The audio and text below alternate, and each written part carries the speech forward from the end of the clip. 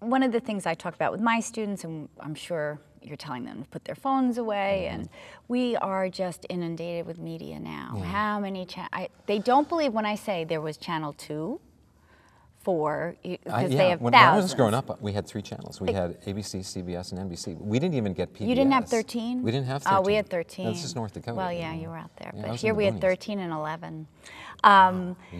You were rich in channels. Just crazy.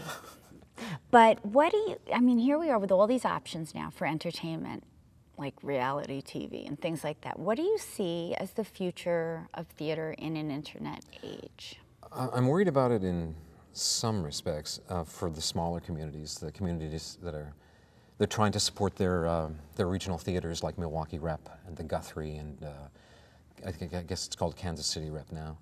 But their audiences are down a little bit, but every year we're setting records on Broadway. Right. Ever since the advent of television, the death of theater has been predicted, and it hasn't happened. But I do worry about the smaller companies that are struggling. They don't get the big grants from the NEA. You know, they have to do their own fundraising. I think the beauty of it, though, is that we still have collegiate theater.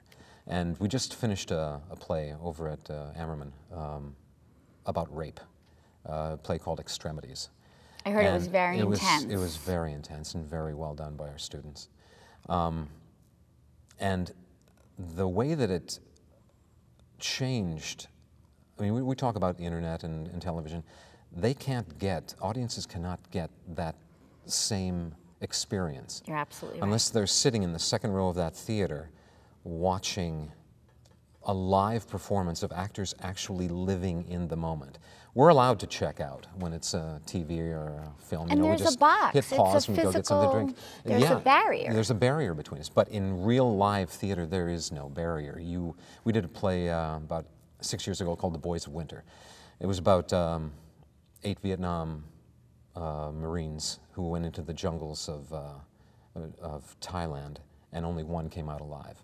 We ran it without an intermission, just like they did Extremities this year, and the reactions from the audience when they get involved in the deaths of these young men, and then the papers that you get back as a teacher afterwards about, I wanted to get up on stage and help that girl who was almost raped. You know, you have this visceral impact between actor and this visceral reaction between actor and audience, where the gut level is, it's so palpable when you step into a room, when you're doing something that intense, that you draw the audience in right away, and they can't get that in film and television. They're included as part of the process in theater. The audience is the last thing that you add, the last element that you add into it. After you've done all the memorization of lines, all the blocking, all the combat, all the costuming, set, everything, finally you do this for a live audience, and their reaction they can't escape at least until intermission, if there is one. And I think that whole idea that you didn't have an intermission in the more intense, because that is such a strange feeling